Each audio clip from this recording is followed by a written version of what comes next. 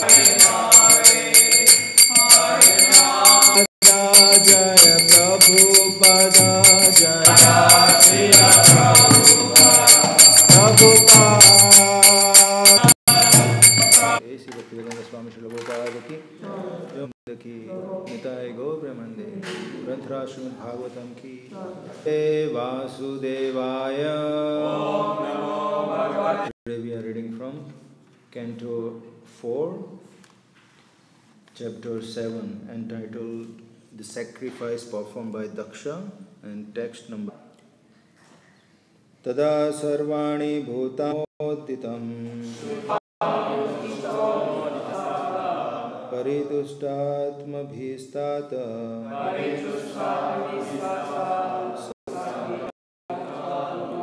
tada satmabhistata abruvan.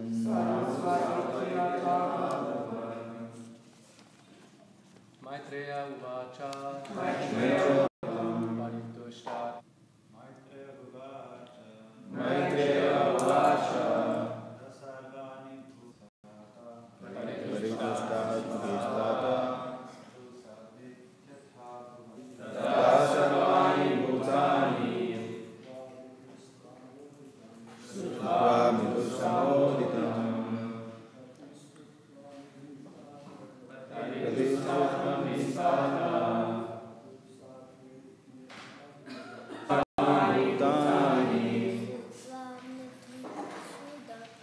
svamidussamoditam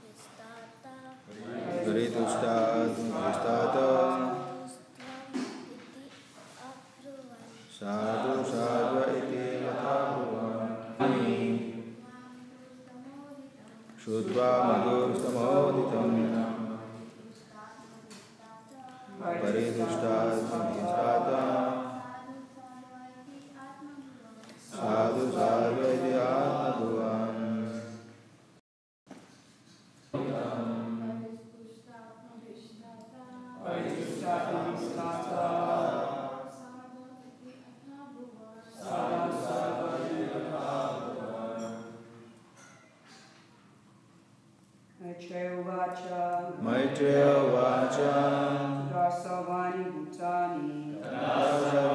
Bhutani Sutva Sadhu Sadhu. Word for word meaning.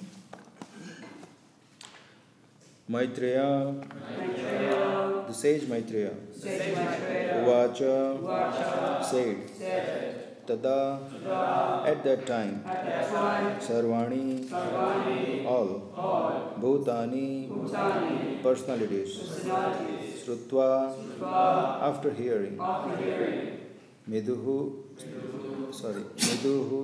Stama, the best of the Benedictors, Lord Shiva. Uditam, spoken by. Paritushta, being satisfied. Atmabhihi, by heart and soul. Tat, my dear Vidur. Sadhu, sadhu, well done, well done. Iti, thus, atha abruvan, as we have said. Translation and Prabhupada Srila Prabhupada. The great sage Maitreya said, my dear Vidur, all the personalities present were very much satisfied in heart and soul upon hearing the words of Lord Shiva, who is the best among the Benedictors. Please repeat. The great sage Maitreya said, my dear Vidura, all the personalities present were very much satisfied in heart and soul upon hearing the words of Lord Shiva, who is the best among the benedictors. Purport. In this verse, Lord Shiva is described as Madhustama, the best of the benedictors. He is also known as Ashutosh, which indicates that he is very quickly satisfied and very quickly angered. It is said in Bhagavad Gita that less intelligent persons go to the demigods for material benedictions. In this connection, people generally go to Lord Shiva, and because he is always quickly satisfied and gives benedictions to his devotees without consideration, he is called Midhustama, or the best of the benedictors. Materialistic persons are always anxious to get material profit, but they are not serious about spiritual profit. Sometimes, of course, it is so happens that Lord Shiva becomes the best benedictors in spiritual life. It is said that once a poor Brahmana worshipped Lord Shiva for a benediction, and Lord Shiva advised the devotee to go to see Sanatana Goswami. The devotee went to Sanatana Goswami and informed him that Lord Shiva had advised him to seek out the best benediction from him, Sanatana. Sanatana had a touchstone with him, which he kept with the garbage. On the request of the poor Brahmana, Sanatana Goswami gave him the touchstone, and the Brahmana was very happy to have it. He now could get as much gold as he desired simply by touching the touchstone to iron. But after he left Sanatana, he thought, if a touchstone is the best benediction, why has Sanatana Goswami kept in with the garbage? He therefore returned and asked Sanatana Goswami, Sir, if this is the best benediction, why did you keep it with the garbage? Sanatana Goswami then informed him, actually, this is not the best benediction. But are you prepared to take the best benediction from me? The Brahmana said, Yes, sir. Lord Shiva has sent me to you for the best benediction. Then Sanatana Goswami asked him to throw the touchstone in the water nearby and then come back. The poor Brahmana did so. And when he returned, Sanatana Goswami initiated him with the Hare Krishna mantra. Thus, by the benediction of Lord Shiva, the Brahmana got the association of best devotee of Lord Krishna and was thus initiated in the Mahamantra. Hare Krishna, Krishna Krishna, Hare Hare, Hare Ram, Ram Ram, Hare Hare. Om Jnanatimindasya Gnanjanashlakaya Chakshurunmitam Yena Tasmai Shri Guruve Namaha. Namo Vishnupadaya Krishna Prasthaya Vidale Srimate Bhagavate Namine. Namo Vishnupadaya Krishna Prasthaya Vidale Srimate Bhaktivedanta Swami Namine. Namaste Saraswati Deve Gauravani Pracharane Nirvishesha Shunyavadi Pashada Deshatayane. Jaya Shri Krishna Chaitanya Prabhu Nityananda Shri Advaita Gadadhar Shri Arshadi Gaura Bhakta Vrinda Vancha Kalpatrubhyascha Kripa Sindhubhyascha Patitanam Pavanebhyo Vaishnavebhyo Namo Namaha. Hare Krishna, Krishna Krishna, Hare Hare, Hare Ram, Ram Ram, Hare Hare. Now we are hearing from Śrīmad Bhāgavatam that Lord Shiva has been pacified by Brahma and all other demigods, and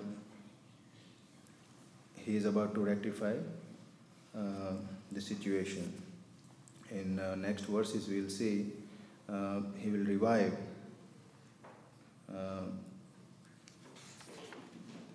Daksha and other demigods who were injured. And after that Daksha will perform yagya again. He will resume the yagya again, and of course he became so much purified that he appreciated Lord Shiva's position and the offenses he committed at his lotus feet. And after that he resumes the yagya, and then Lord Vishnu appears. So it says in Bhagavatam, few verses after this, that when Lord Vishnu appeared,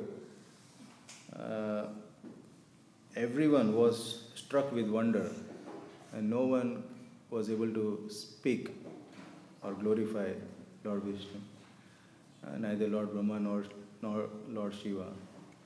One explanation is given that because they all felt we don't have much realization, much purity to understand glories of the Lord. How can we glorify the Lord? So in their utmost humility, they all remain silent for a while. So this is the situation I am also in. I don't have purity and realization to speak and glorify Śrīmad Bhāgavatam. Nonetheless, I'll try and repeat what I have heard from the devotees, what I have read. I tried to request Prana Prabhu to give class, but he gently refused 2 times. He would have benefited if he would have given. Okay. So, we see Lord Shiva mitigated the punishment.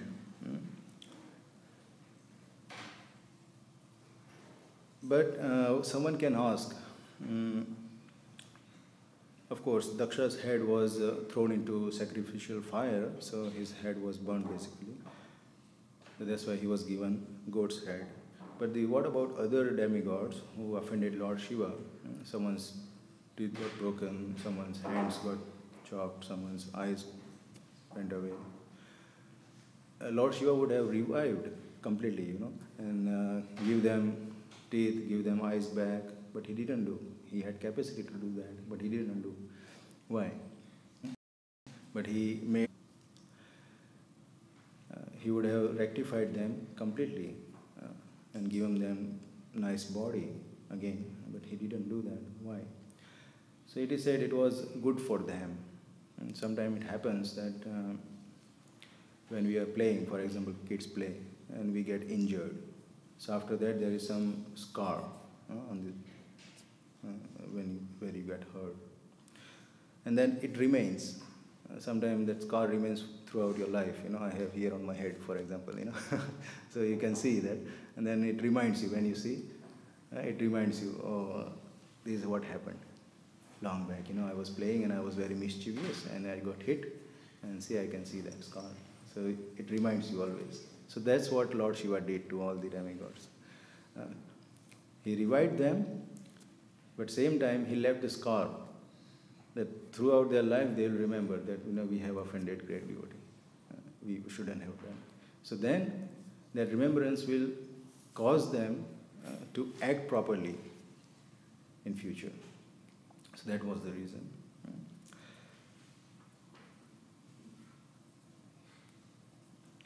Then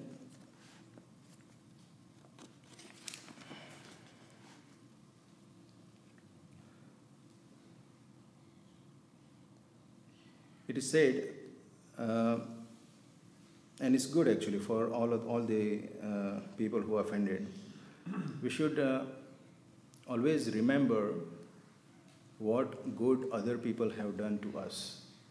We should never ever forget. We are very casual, time to time we see that some devotees have done some favor to us, and then after a while we forget, we become very casual. And then we don't appreciate. And then when they are in need, we just ignore. So we very quickly forget some favors done to us by some other devotees. So we should never forget, even little favor done to us by some devotee, we should never ever forget that and always remember. And on other side, if we have done some favor to others, we should forget. Otherwise, we'll become proud, I'm so nice, I am very, very nice, I'm a good devotee. So some good we have done to others, we should immediately forget and do not expect anything in return. And Lord Krishna also has same quality. Lord Krishna, he remembers whatever little service his devotees are doing to him, he never forgets. Although his devotee might forget. In one of the previous classes, I mentioned that beautiful example of King Muchukunda. So when he was in the cave sleeping, and then Krishna followed inside the cave. Krishna went inside the cave, and then Kalyavana followed Krishna. And then Krishna hid himself inside. And then Kalyavana thought that Muchukunda is sleeping and he kicked him. He got up and then through his first glance, he burned the Kalyavana. So that was the benediction he received from the demigods, that whoever will disturb your sleep, upon looking at him, he will be dead. So Kalyavana was dead. And then Lord Krishna comes out. So here Muchukunda sees he is such a beautiful person here. He has seen demigods. Now he is seeing Lord Vishnu, but he couldn't recognize who is this person. So he is confused. And he said, no, these cannot be demigods. I have seen demigods, but he is more beautiful than him. Then he inquired that, please pardon me, please tell me who you are. I couldn't recognize you. And then Lord Krishna introduces himself. I am son of Vasudeva. I am called Vasudeva. And then he immediately understood, oh, this is my worshipable Lord, Narayan, Lord Vishnu. And then he was perplexed, he was confused. And then he asked another doubt, that, see, I was sleeping. Sleeping is considered in mode of ignorance. And top of that, I wasn't doing any kind of sadhana bhakti, any kind of worship to please you. But I'm perplexed, that you have come and gave you darshan. Gave me your darshan, how come? So Lord Krishna replied that you may be in mode of ignorance right now. You may be not doing any bhakti right now, performing any bhakti right now, but you have done enough in previously. So you have done enough, and that's why I have come to give you darshan. So Muchukunda forgot. He couldn't recognize the Lord, although in front of him, and he forgot what he has done for the Lord in the previous time. But Lord never forgot. So he always remembers. So this is the quality of Lord Krishna. And then he always forgets whatever bad done to him. This is also quality we see in Lord Krishna. There is one saying that there are, in human society we see that, I believe in God, someone will say. Someone will say, I don't believe in God. But in God's side, God doesn't believe in atheists. For him, everyone is same. So he provides food on the table of all the devotees, and he provides food on the table of atheists as well. Although continuously they are blaspheming and deriding Supreme Lord, but Lord never takes that bad quality from them. He just forgets. That's okay. Still I will feed you. So this is the quality of Lord Krishna. So we should aspire to imbibe these qualities. We should never ever remember what bad things done to us by other devotees. And on the other hand, we should also forget what good things we have done to the devotees. And always remember good things done to us by other devotees, so we can timely reciprocate with them. And this is actually justice. This is called Nyaya.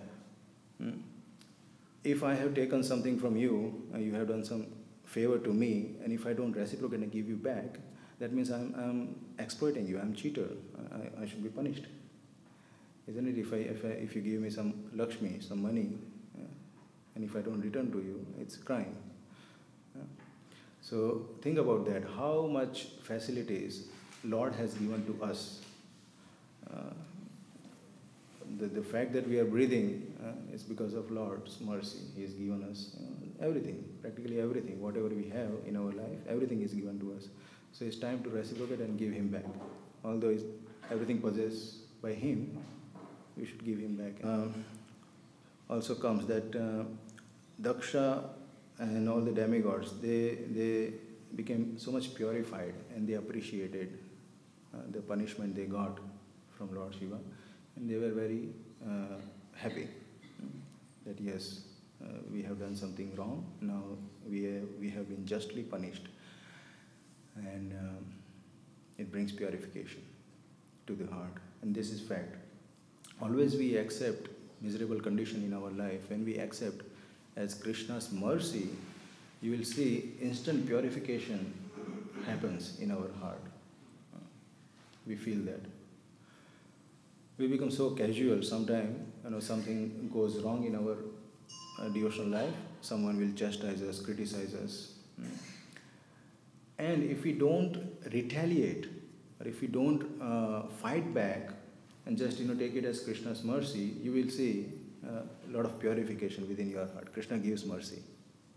But on the other hand, in my personal experience, I have seen that if you fight back and argue back and just retaliate, you will feel something immediately, something has went outside of your heart, or something gone within your heart, from your heart. So it says, we have done so much services, we are doing services, so we are accumulating a lot of piety, a lot of punya we are accumulating.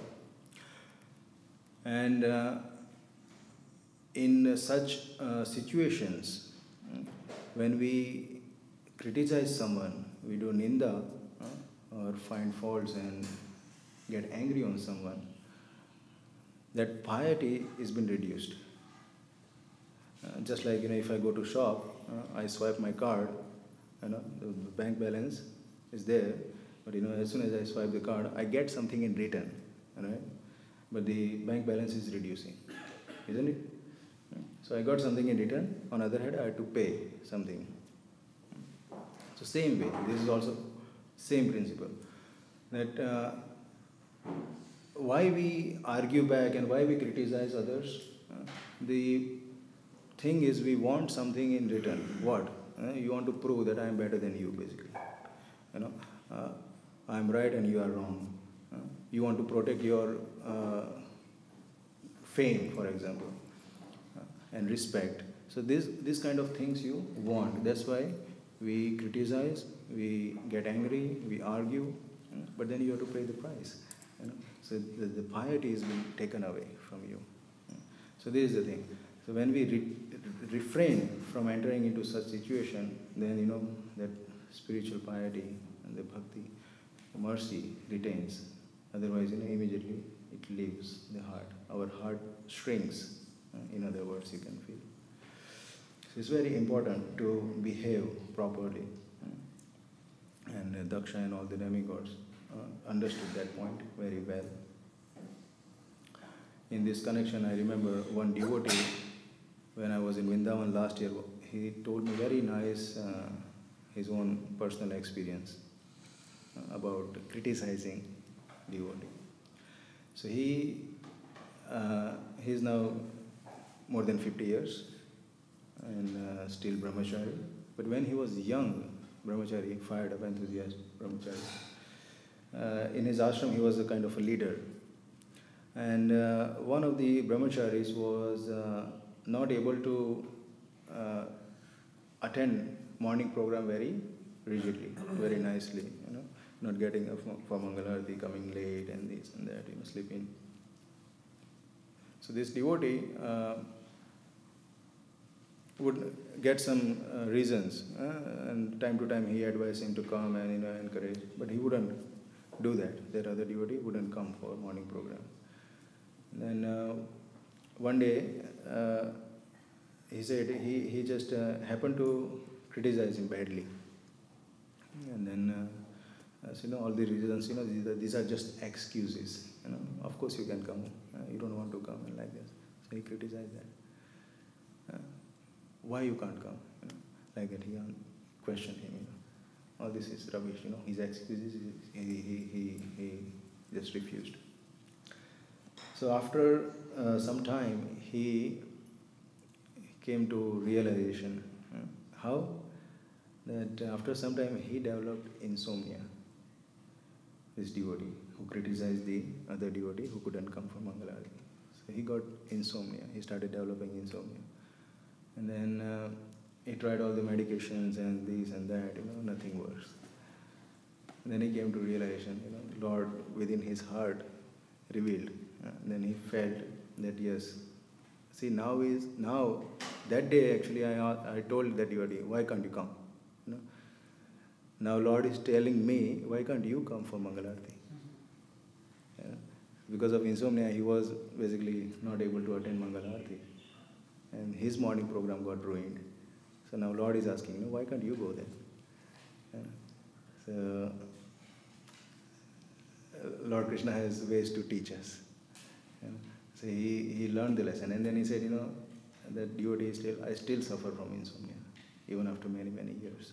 So he felt that, the same thing, the scar has been there to remind him that, never ever do such thing again. Casually even we shouldn't criticize and find faults and, get angry on devotees. We never know what will come in back. Lord has a different way to purify us. So it's very important thing to behave amongst devotee very nicely, very gently, in proper Vaishnava manner. Okay. So next point, Lord Shiva is called as Midustama, the best of the benedictors. Why? Because he doesn't discriminate. Whoever comes to him for shelter and for benedictions, he just gives. There is no discrimination. And we see very well in the pastime of Samudra Manthan. So the first thing came out was poison. And that poison was so deadly that even the fumes, if happen to go in your nostril, you will be dead. And that kind of poisonous, dangerous poison was that. And it was spreading very rapidly in all the direction. And seeing that, all the demigods and demons, they fled immediately.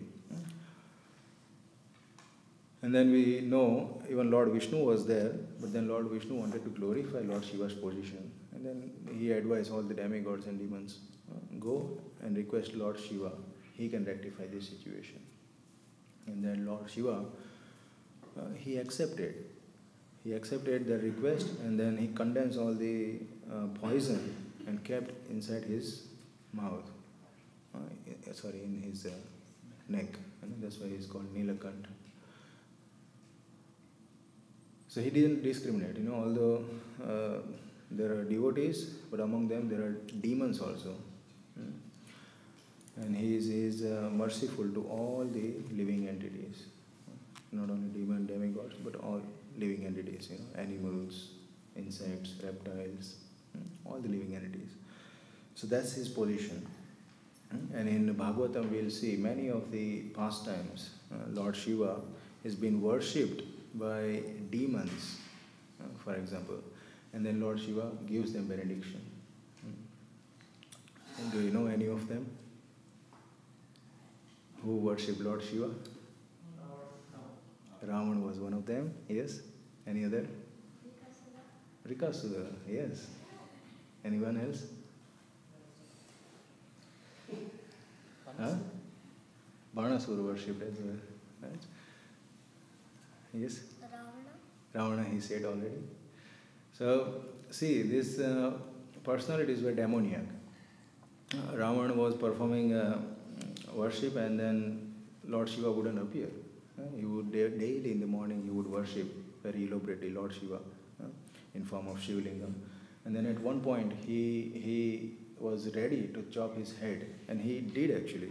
He did chop his head, and at that point Lord Shiva appears. And then in benediction he gives not only that head but another 10 heads, and then a lot of other powers he gives.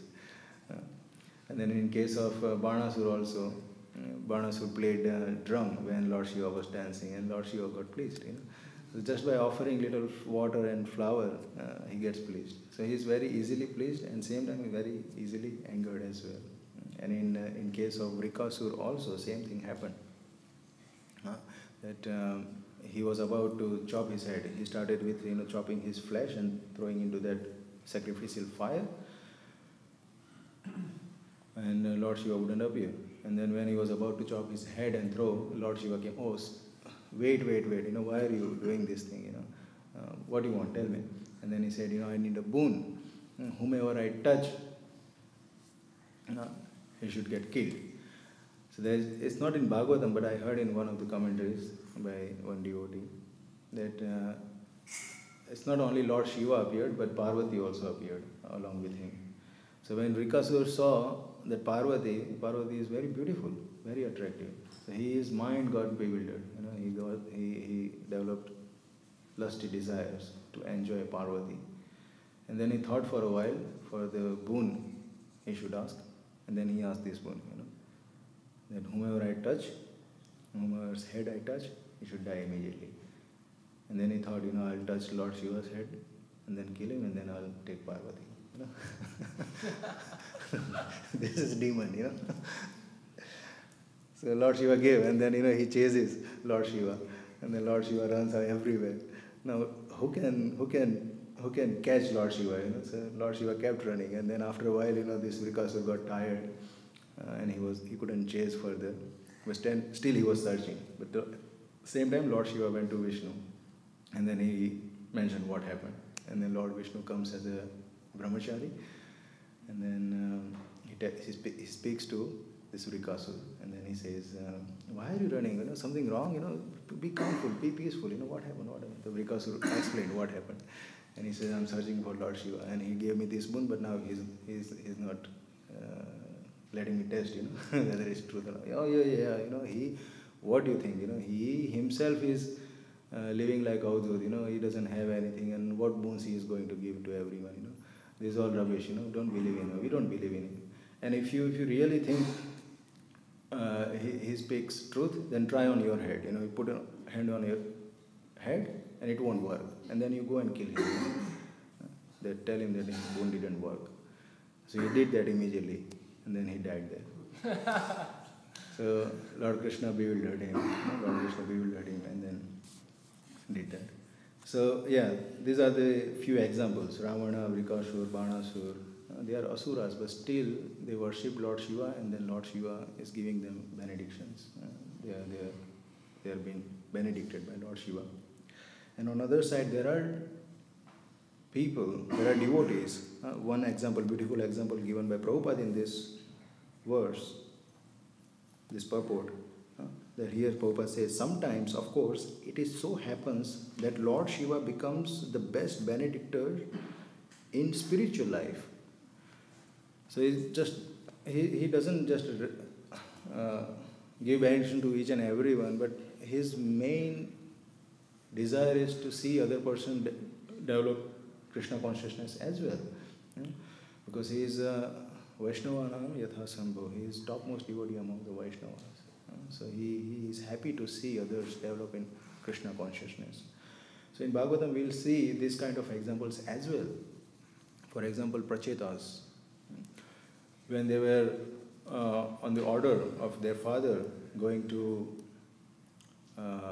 perform austerities, they were heading towards one place, and they were thinking that we'll go inside the ocean and then meditate. But then they saw one beautiful, vast reservoir, and it was almost like it appeared like an ocean. So they thought, oh, this is a beautiful place, we'll meditate here. And they saw Lord Shiva coming out of that lake. And then Lord Shiva gives them instructions how to become Krishna conscious, how to worship Lord Krishna. So he takes the position of spiritual master, and all the Prachetas followed their spiritual master's instructions, and they perfected their life. So this is one example how Lord Shiva is helping living entities to become Krishna conscious. In the 12th canto, another incident we see is Markandeya Rishi. So after he gone through that experience of annihilation of universe, all these things happened and finished. He was sitting in one place and meditating, and he was deep in meditation of Lord Vishnu. And then Parvati and Lord Shiva is passing by. They saw here great sage is sitting. Let's go and speak to him and give him some benediction. And so we hear that pastime as well, that Lord Shiva gave nice benediction to Markandeya Rishi as well. We'll hear that after some time. I'll read that verse as well. So here this is Ashutosh, this is Madhustama. He is best among Benedictors. But then question comes, is Krishna not best of the Benedictors? Why only Lord Shiva? So there is difference, little difference. This question was asked by, originally it was asked by Yudhishthira Maharaj to Krishna himself. That he mentioned that Lord Shiva's devotees are very opulent. They worship Lord Shiva, and then Lord Shiva gives them a lot of benedictions, a lot of boons, and they are very happily living. But on the other hand, Lord Vishnu's devotees are very poor. We are perplexed. Why it's so? But actually speaking, this is just a wrong notion in the society that Lord Vishnu's devotees are very poor. They are not actually. In present condition also, Lord Vishnu's devotees are very opulent. For example, Brahma. Dhruva Maharaj will hear in next chapter, Dhruva Maharaj story will start. So no one is more opulent than Dhruva Maharaj in this material universe. Isn't it? And all the demigods, they are also devotees of Lord Vishnu. So they are also very opulent. So very rich people. Lord Vishnu's devotees are very rich. It's just a wrong notion that Lord Vishnu's devotees are poor. No, it's not like that. So the question was answered by Lord Krishna in a way that Lord Brahma and Lord Shiva, they both are, same thing he mentioned, they both are very easily pleased and very easily angered. But Krishna said, but I am not like that. He is difficult to please, difficult person to be pleased, you need to do a lot of endeavor, a lot of bhakti, sincere bhakti, then Lord Krishna pleases. And then when he gets pleased, he becomes yours. He never betrays you. He never again gets angry on you. He never is angry, by the way, but he never betrays you. He never refuses you. That's Lord Krishna. But Lord Brahma and Lord Shiva are not like that. They are easily angered also. And another point Krishna mentioned, that my special mercy comes in a special way. A very beautiful verse. Prabhupada also liked that verse very much. That when I favor some devotee, my devotee, when I give them special mercy, then first thing I do is I take away everything and everyone from their life. That's the first thing. So whatever we possessed, everything is just taken away. And then whatever little friends we got and family members, they are also gone. They will basically reject you. Now this useless fellow, just give him up. So you will become alone without any possession and no one in your side. And at that point, Krishna says, I come and I become your friend.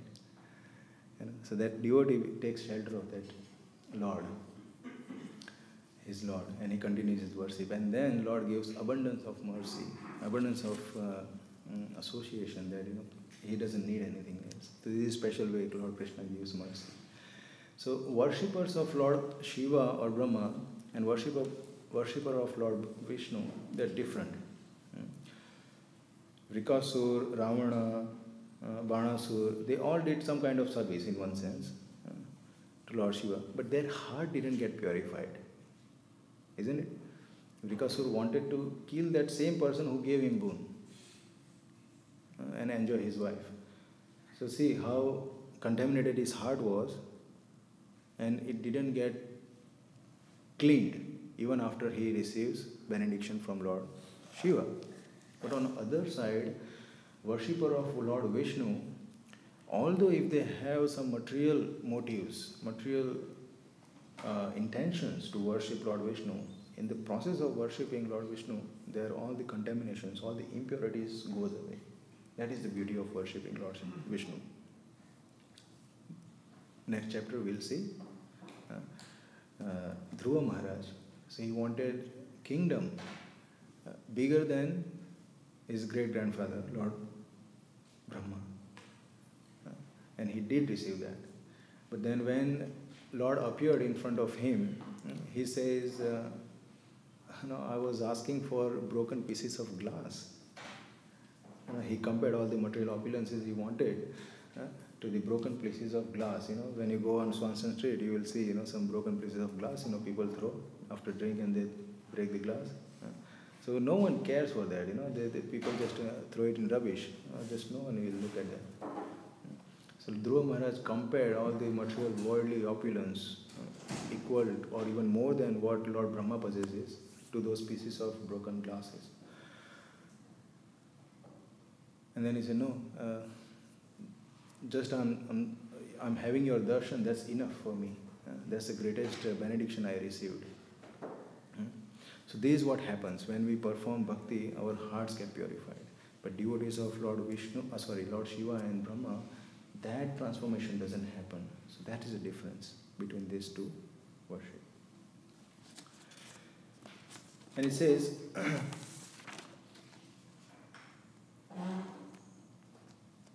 the main point is our intention. Even when we begin our devotional service, we have so many other motives, but gradually we learn. We hear, we read, and we learn that our intentions are very, very important in our devotional service. Why am I doing my devotional service for? Ultimately, it is to please Guru, Krishna, and Vaishnavas.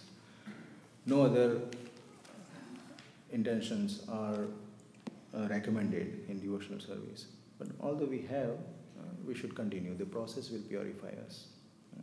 But the point is, aim for pure devotional service. And we see in the Bhagavatam, time to time, from first canto to 12th canto, this is the point coming out time to time about purity, the intention of devotional service, the purity one should hanker for in devotional service. In the first canto, for example, Parikshit Maharaj, before Sukadeva Goswami comes, all the other sages were assembled there. And then there he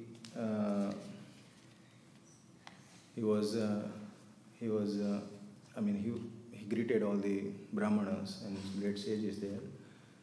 And then he offers nice glorification, and then they also reciprocate with him. And then Parikshit Maharaj mentions what I would like to have. If I have to take birth again, I know I'm going to die in 7 days, and if I have to take birth again due to my karma, due to my bad activities, I have cursed Brahmana. What I would like to have. So I'll read that beautiful verse. So I'm going to read 3 verses by 3 different personalities. There we'll see how they are hankering for pure devotional service. What they are. The second thing he asked. So these 3 things he asked. Attachment to unlimited Lord Krishna, then association of devotees, and third thing he asked is friendly relationship with all living entities. See, and then in the middle of Bhagavatam, in the 10th canto, 10th canto is considered middle of Śrīmad Bhāgavatam. The essence is kept in middle. In that way, it's the middle of Śrīmad Bhāgavatam. When Lord Krishna and Balram entered Mathura, he killed washermen and then took their clothes and got decorated, and then they went to meet a garland maker, a Mali, named Sudama. This is different Sudama than the Sudama friend he had in his Gurukul. So here, this Sudama having same name, but he is a Mali, he is garland maker. And he went to his house to basically get some garlands, beautiful garlands, because he got nice garments, He wanted to decorate himself. So he went to, Krishna and Balaram went to his house. And this Mali knew their desire, and Mali also, Sudama, was also very happy to receive his Lord, because he would go and sell his flowers and garlands to vicinity of Mathura, in Mathura and in vicinity of Mathura. So he would hear about Lord Krishna and Balaram playing in forest. So he developed a lot of attachment and bhakti for Lord Krishna and Balaram. So after the whole thing happened, in the end, Lord Krishna asked, what benediction would you like to have? And then here we'll see what he asked from the Lord. So this verse is from 10:41:51.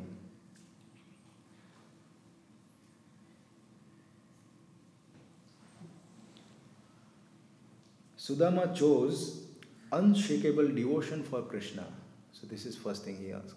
Sudama chose unshakable devotion for Krishna, the supreme soul of all existence. Second thing he asked, friendly relationship with his devotees. And the third thing he asked, and transcendental compassion for all living beings. Isn't it same thing what Parikshit Maharaj asked in the beginning? And there is the same thing he asked Krishna, Sudama. So there is another devotee. He's asking basically the same thing. I want unflinching devotion, unshakable devotion to Lord Krishna.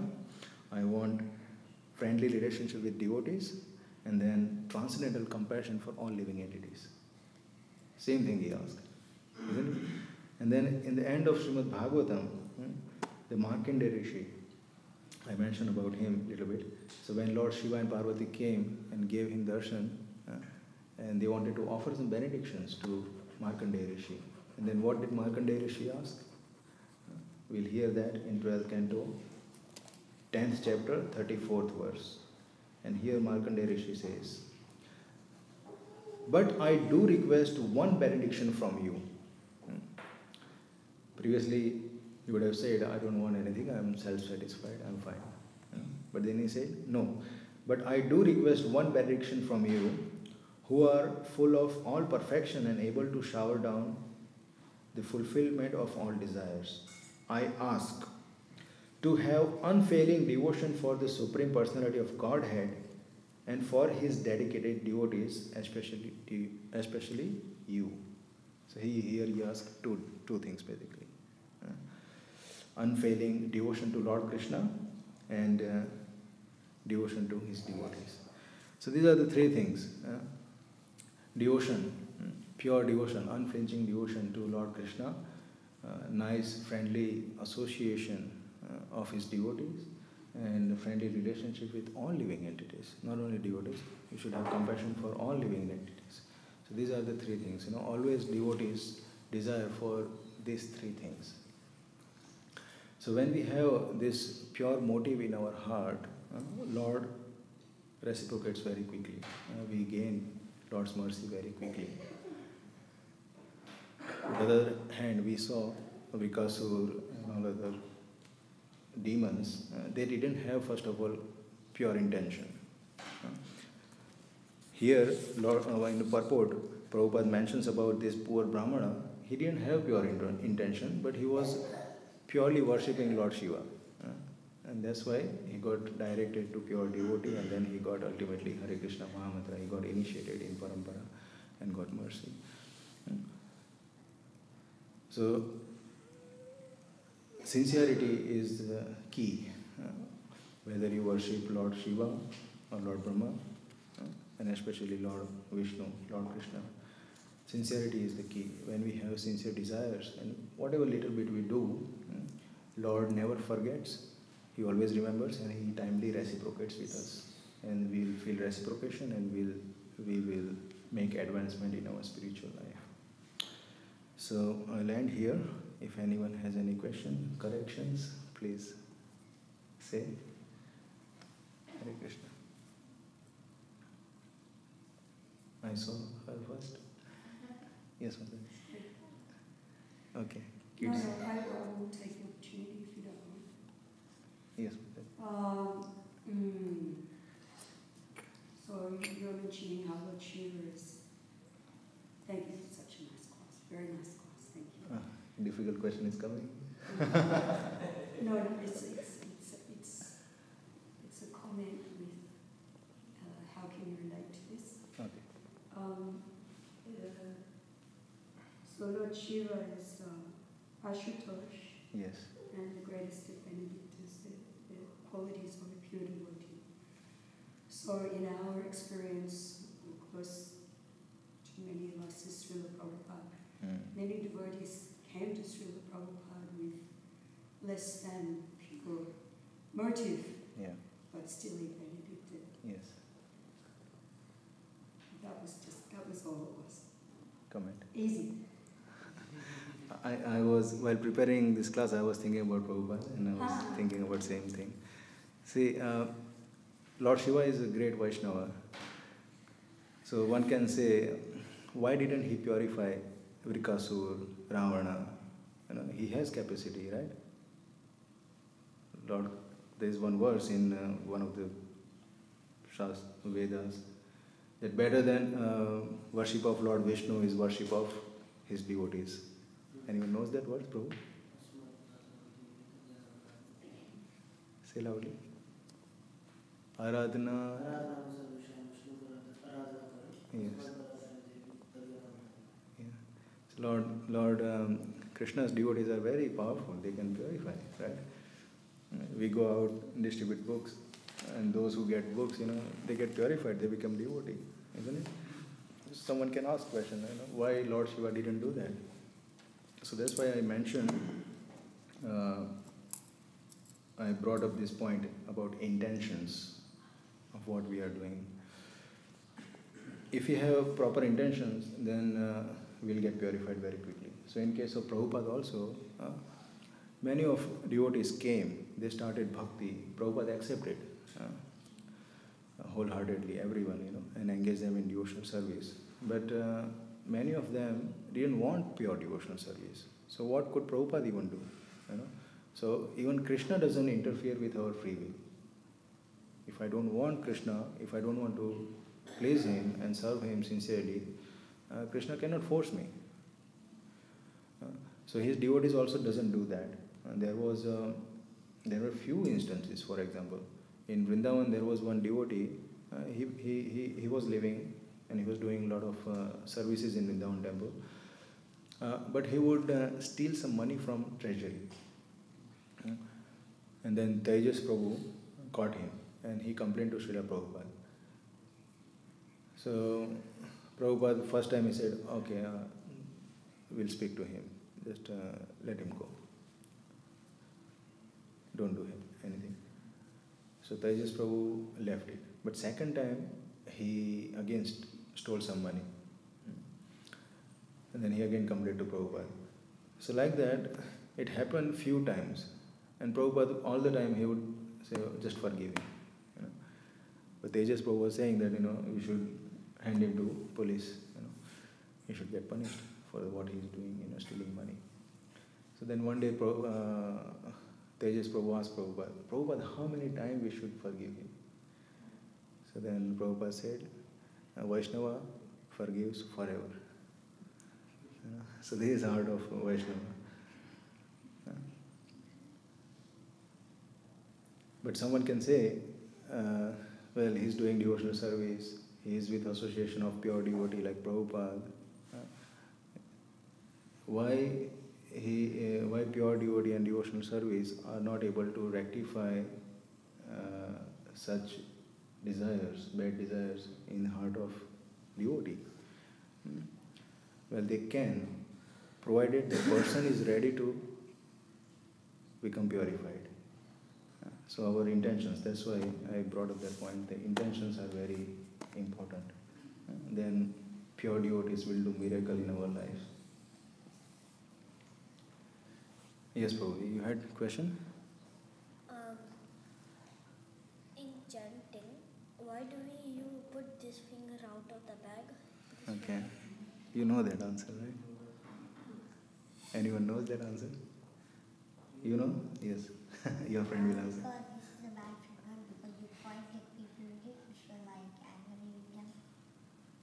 There you go.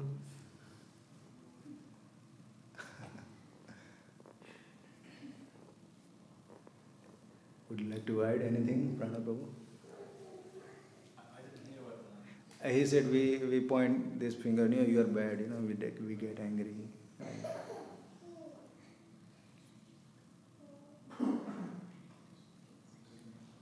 Any other answer for that?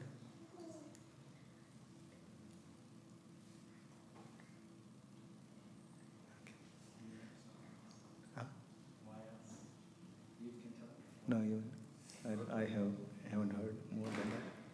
Anything?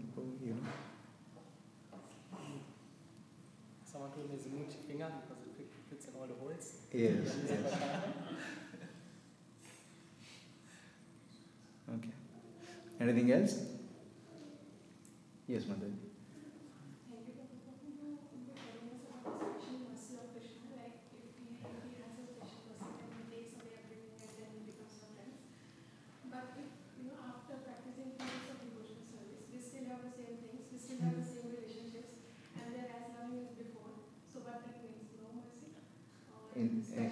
He mentions in special cases he does that. Not to.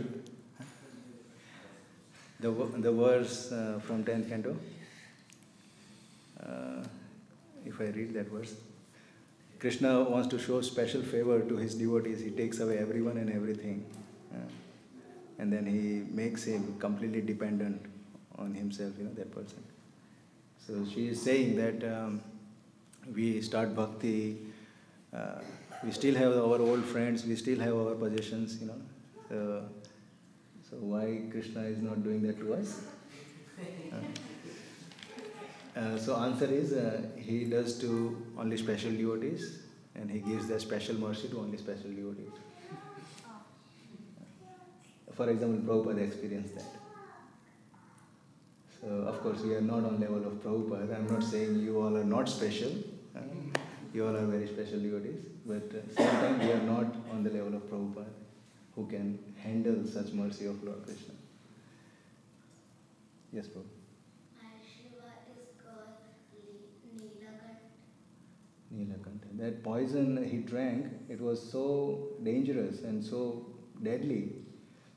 As I mentioned, that even birds, if they fly and fumes goes in their nostrils, they would fall dead on the ground. So it was very deadly. So Lord Shiva condensed that whole poison and then drank and put here, restored here in his neck. But he got some reaction, and that reaction was his kantha, his throat became bluish because of that poison. But that increases his beauty more. So that's why he is called Nilakanta. Nila means blue and Kantha means neck. Okay? Yes, Prabhuji. Why couldn't Shiva pacify Narasimhadev when he was angry? Why could only Prahlad Maharaj pacify Narasimhadev, because Shiva is considered the devotee? They were all fearful. Bhagavatam mentioned then when Lord Narasimhadev killed Hiranyakashipu, his anger was on his peak. They have never ever seen anyone angry like that. So all the demigods were also very fearful. One of the reasons mentioned. They were very fearful to approach, to even look at him, and they were all standing very far away. Because he was very furious, very fearful, very angry. And then Lord Brahma thought, only Lord Prahlad Maharaj can pacify him, because he loves Prahlad Maharaj. And because of that only Lord Narasimhadev, because of Prahlad Maharaj only Lord Narasimhadev came. So bring him forward and let him solve the situation. So one of the reasons where everyone was afraid to approach Lord Narasimhadev. That's why they didn't. Alright, it's 8:45 almost. Grandstand Śrīmad Bhāgavatam ki. Yeah.